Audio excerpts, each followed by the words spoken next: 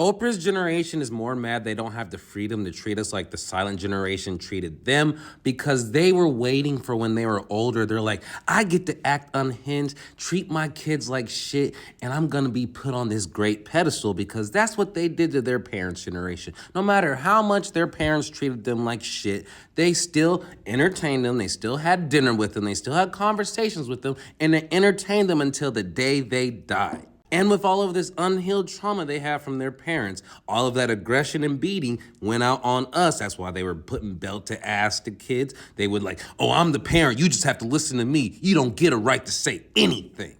They wanted to impose their will upon their kids like their parents imposed their will upon them because they thought that was well within their right. But when we said enough is enough, I don't give a fuck who you are. If you're my mom, you're my dad. If you disrespect me, you getting the fuck out of my life.